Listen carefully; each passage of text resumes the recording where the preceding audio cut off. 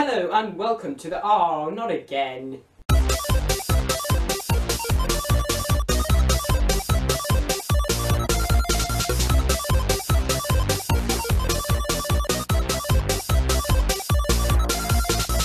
But David, you said you were going to delay the David Frankal show by another week.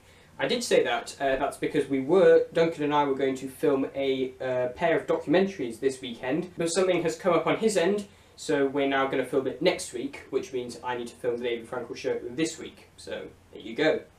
Now, of course, 1,000 subscribers is a massive milestone, but I'm not going to make a huge special video all about it, mainly because I'm saving that for A, the David Frankal show 100, which I'm going to start preparing for this summer, and B, the 5-year special, which is coming up at around about this time next year. But yes, I have hit 1,000 subscribers, and this is a special episode dedicated just to you, my now over 1,000 strong subscriber base.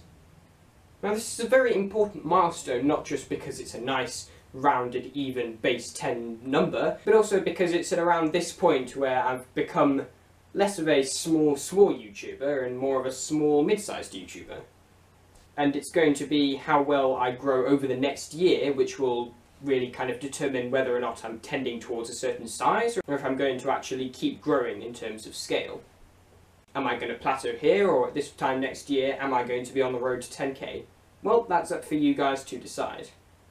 But anyway, last episode was in mid-February. At the time of uploading, I was actually in London, and the day it was uploaded, I went to Mailrail, which is something I've been waiting to do for months. Unfortunately, you guys are going to have to wait a little bit longer for the video, because of the queue. But I'll give you I'm feeling generous, so I'm going to give you a very, very quick sneak peek of Mailrail exclusively on the David Frankal show. Here it is. Hello ladies and gentlemen, welcome to Mailrail. Yep, that's all you're getting. The day after, on Monday the 18th of February, Nam tracked me to the Wigan City game. Now I know just about football, but even I knew that Wigan were the underdogs, and so I guess it was quite nice to see them win. Also, Wigan Stadium make pretty decent pies, although I'm comparing it to the only other football match I've been to, which was in Old Trafford, and what I ate there was a greasy, soggy sausage roll. Ugh. That was all the way back in 2012, during the Olympics, I think. The game ended 0-0, it was boring as hell. Anyway, that weekend we went to Cartmel in the Lake District for definitely no pretentious restaurant-related reasons. But also we had a nice walk around the hills, which Dad and I basically had to drag Mum and Nam along to, but it was fun, we got some fresh air. But boy are we glad we got back when we did, because had we been there about 24 hours later, there was a good chance we would have been stranded there. Round about last week, out of nowhere, the UK got hit by a barrage of cold Siberian air known as the Beast from the East.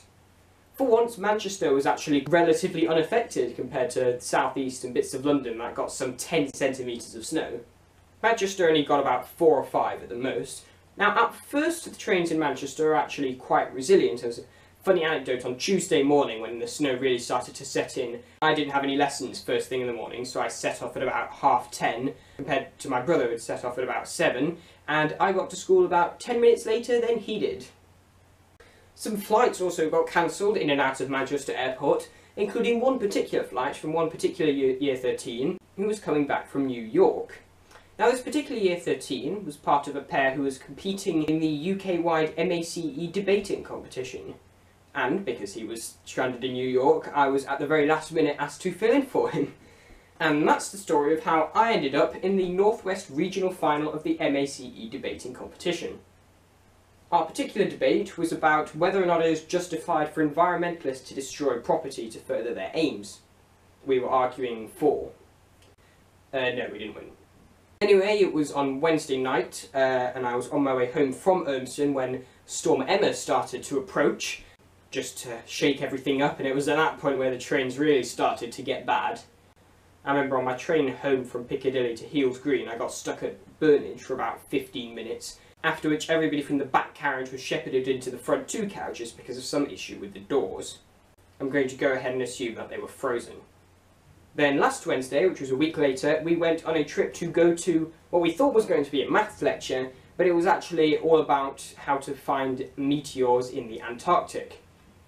So it was more an earth sciences lecture. I mean, it was interesting, it just wasn't at all what we were told it was going to be. So that's been my couple of weeks. Now, as promised, it's time for the 1000 subscriber Q&A. Now, just a heads up, most of these questions are going to be about trains, and that's kind of my fault. I should have specified and asked for some more generic questions as well as train-related questions. You see, back when I did my first Q&A, which was the 200 subscribers special, my fan base was split roughly halfway between the rail nuts and we'll call them the seculars. Yeah, all 4 of them. Shut up! However, most of my post-August 2016 growth has been down to the success of the train spotting tours and train news, and therefore the railway enthusiasts and train spotters now make up a much greater proportion of my subscriber base, and therefore the majority of these questions are going to be about trains. But hey, I'll know for next time. What camera do I use? What video editor do I use? Well, since August 2017, all my outdoor videos have been filmed with this, the Sony Cybershot HX60VB. However, as you'll know if you've seen David Frankal Show 67, the audio quality of that camera when filming in here is really awful. Hello and welcome to the David Frankal Show. I don't really know why. So basically, after I filmed David Frankal Show 67, I decided, right, I'm going to need to buy a microphone for this. But finding a microphone that was compatible for that particular camera was quite difficult, and I kept putting it off and didn't actually get around to it until about 3 weeks ago. Now I have finally ordered a microphone. It was actually supposed to arrive last Tuesday, but I'm guessing due to the weather it's been delayed. Hopefully it should be here within the next few days, which means that I will finally be able to start using that camera again for videoing in here, meaning that this is probably the last ever video filmed with this camera, which is the Canon Ixus 145. So hopefully from next episode and next train news you will notice a much bigger improvement in video and audio quality. Now yes, I know I've been doing YouTube for 4 years and I still use Movie Maker, it's terrible, but listen, I'm a bit lazy, I have a lot of videos to upload, and I kind of do put quantity over quality sometimes, but Movie Maker works, it's quick. If I'm just trying to cut videos together, which is what most of my train spotting videos require, it does that very quickly, and my laptop is not great with more fancy software. So what I tend to do is, for videos like the train spotting tour, I'll just put them together using Movie Maker, and I'll use my more complicated software, which I bought in 2016, which is PowerDirector 14. I use that to make the intros and also the end screens. The intros I just need to make one for the series and that's it, and the end screens I just need to modify it slightly depending on what video I want to show. And for videos like this, where I need things like picture overlays, say to show you the comments that somebody's asked me, I will cut it together with Windows Movie Maker, publish it, and then run it through PowerDirector 14 to add all the extra bits. What do you think of the Tyne and Wear Metro, the new Northern franchise, and HS2? Never been on the Tyne and Wear, so I'll pass on that one. I'm actually getting quite irritated and somewhat disappointed with the new Northern franchise, because we've been promised, you know, amazing new things, and yes, their new trains are on the way, but it's been about 2 years now, and the only change we've had so far for the better has been basically the repainting of some trains, although I must say the refurbished 156s are a lot nicer, but I just fear that in 2 or 3 years' time they will become just as grubby and dirty as they were before. And obviously when you factor in new things such as the RMT strike action, then you'll notice that the overall performance is actually getting worse. Now HS2 is something that I've personally been on the fence about for a long time, and I'm going to make a whole video about this at some point in the next month or so. But essentially I think HS2 is necessary because we've been behind France and Germany for too long when it comes to things like rail, and the West Coast Main Line simply does not have the capacity to deal with the projected passenger growth. I, however, do not think that HS2 is worth building if we're not going to link it to HS1, because I think ultimately the provision of direct services between the north of England and Scotland and the continent will ultimately justify its construction. As it stands, simply replacing existing rail services between Scotland and Manchester and London, it's just a wasted opportunity. The rail industry just has to get better at taking on airlines. Eurostar right now are proving exactly why this isn't working, because they've diddled about introducing a new service for years, and now they're introducing it one way only until another few years. It's just not good enough. We need to grow some teeth. Favourite mainline train, ignoring that one, and favourite railway outside the UK.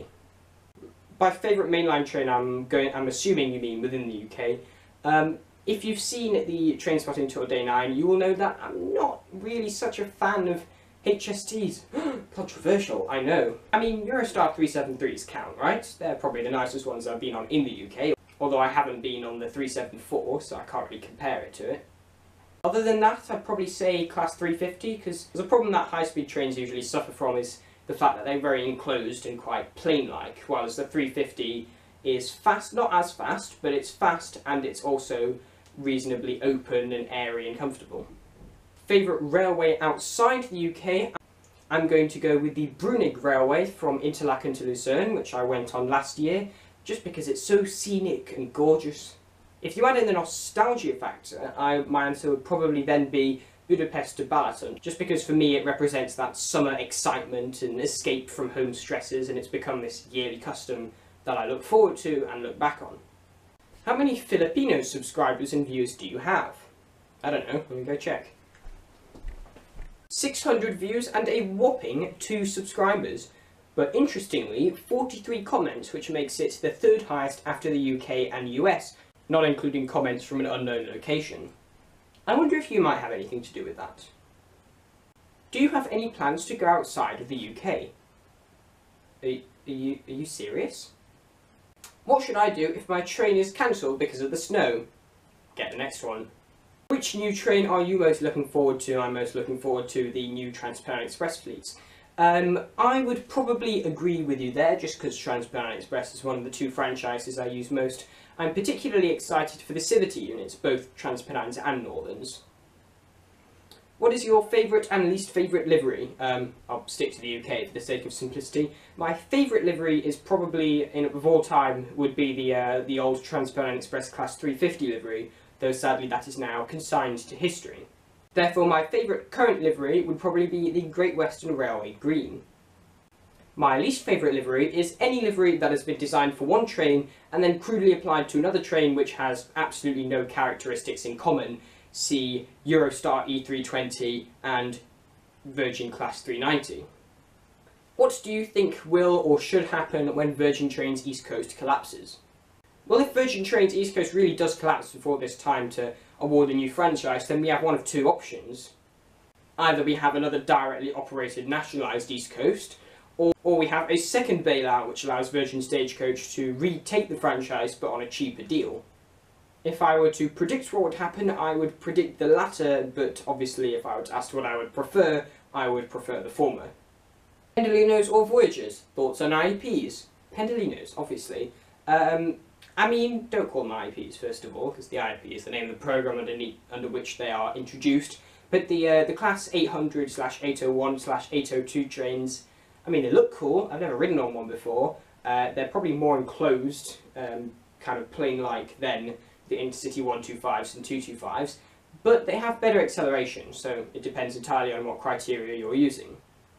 Where would I train spot in the world? Ugh, I mean, I could go anywhere. New York, Grand Central, Barcelona, Frankfurt, Berlin again, Vienna again.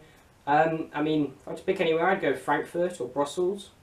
What should national rail and train operating companies do in the future? First of all, fix our ticketing problems. I mean, an entire video all about that. That is something National Rail in particular and the Department for Transport needs to get on and fix. Another thing, obviously, don't piss off the unions so we can have a railway that runs. And I guess stop making fares more expensive. I don't know. Could list anything. Can I start a train simulator series?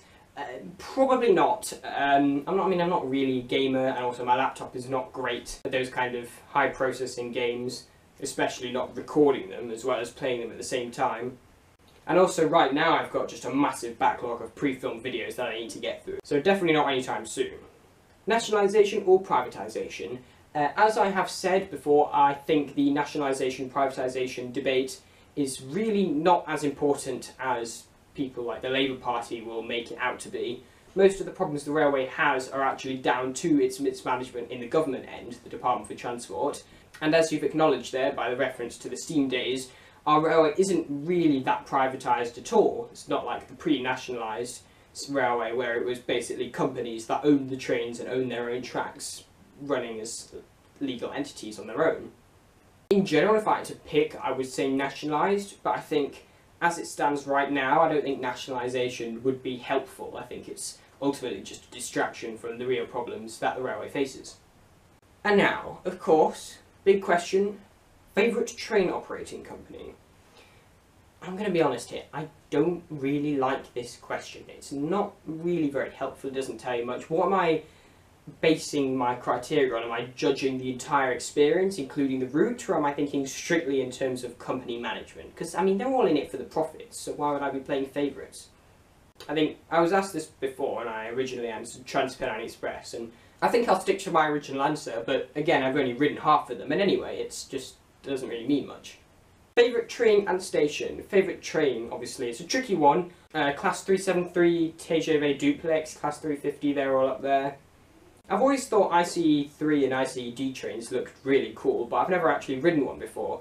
Well, I might have ridden an ICE3 train when I was about 5, but I don't remember, and it could have been in 1 or 2. So yeah, I don't know, I haven't ridden them all. Favourite station? Probably London St Pancras, but there's some other. Manchester Victoria's definitely up there, Huddersfield is definitely up there. Some questions about GCSE options and results. In my school we had to take maths, English language, English literature, physics, biology, chemistry and religious studies. As extra subjects I took further maths, history, geography, French and computing. My initial results were 6 A stars, 5 A's and a B, but after several remarks I came back with 8 A stars and 4 A's, which I was much happier with. And for A-levels, I'm now doing maths, physics, history and geography. And finally, is the train spotting tour limited to the North/the Midlands, and are you going to do a train spotting tour in London? This is a really good question that I'm quite happy to go into in quite a lot of detail. If you've noticed kind of by watching through the train spotting tours and how they've developed, we've started off mainly within Manchester, occasionally going out to Manchester proper to go to Wigan and Warrington and Crewe. Then for train spotting tour 2, we expanded a bit further, taking up Preston, Sheffield, Stafford, Chester. Then the third train spotting tour we went out further still, taking up Liverpool, Leeds, Doncaster, York and Birmingham. The trouble is, having done all that, we've now either reached or are very close to reaching a kind of fundamental boundary within what we can do in a train spotting tour without finding overnight accommodation. Because so far we've done it so that every night we come back to our homes and, you know, sleep in Manchester. To then go out for 3 days and actually stay overnight, logistically speaking, would be a lot more complicated and would make the whole thing a lot more expensive. So in terms of where we're going next, I mean, we could do one out further still and still do it from Manchester. I think we can get a good solid day out of the East Midlands, Nottingham, Leicester, Derby. But then I think the rest would be a kind of bit bitty. You've got some medium-sized stations like Shrewsbury and Lancaster, but the problem you have there is that you'd spend a lot of time travelling between them, and ultimately you'd either not have very many episodes, or you'd have a number of quite short episodes that wouldn't be that interesting. So I would say Train Spotting Tour 4, we will do a Train Spotting Tour 4, it's probably going to be in London, but it's probably not going to be until mid to late 2019. So in the meantime, we're going to be focusing on other projects around Manchester, such as documentaries, which I'll talk about in a bit, and kind of more one-off excursions into other places to do train spotting. I already have 2 one-off train spotting episodes in reserve, Bedford and Oxford, and we still need to go to Rochdale, and I could probably go back to Manchester Airport in Wilmslow. So we'll still have plenty of train spotting. Wow, so you guys had a lot of questions. I think from now on I'm going to take all train-related questions in train news. I might even start a new segment especially for them, so you can keep asking them if you want. We could do a little forum, and I will take all generic and channel-related questions on the David Frankal Show. Right, let's talk video schedules, but first... It's explanations, explanations, explanations! With Ellie. Welcome to the place where everything and nothing makes sense. It's explanations with Ellie. Now, what does the word bagel means? Well, it's quite simple really. And no, it is not a form of bread. Don't know where anyone would get that from. It is in fact when your significant other is a bird. So as of now, I have now finally finished the Train Spotting Tour 3.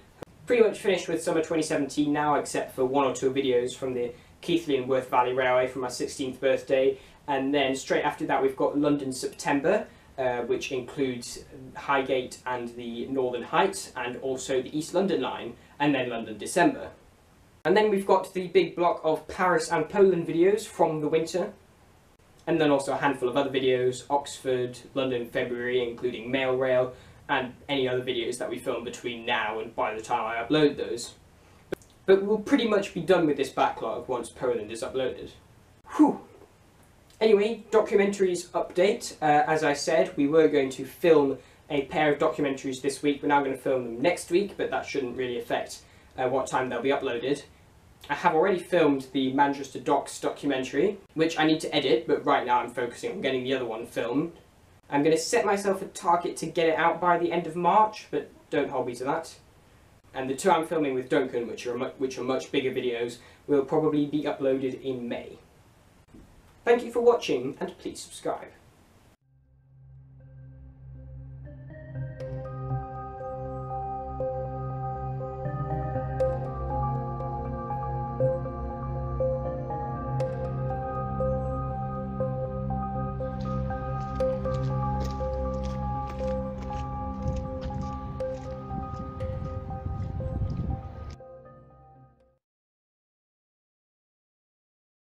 Oh look, I hit 1,000 subscribers. Cool, I guess. Anyway, hello and welcome to the David Frankal Show. Oh cool, I can go over there now. Yay. Well, this is nice. And I'm stuck. And that's the story of how I got into the Northwest Regional MACE debating semi-final. Yep, all 4 of them. Cheers for that, man. It's not quite yet. I will call you. This wasn't at all what we were told it was going to be. Yep, all 4 of them. Not yet. What camera do I use? What? Nam? Yeah.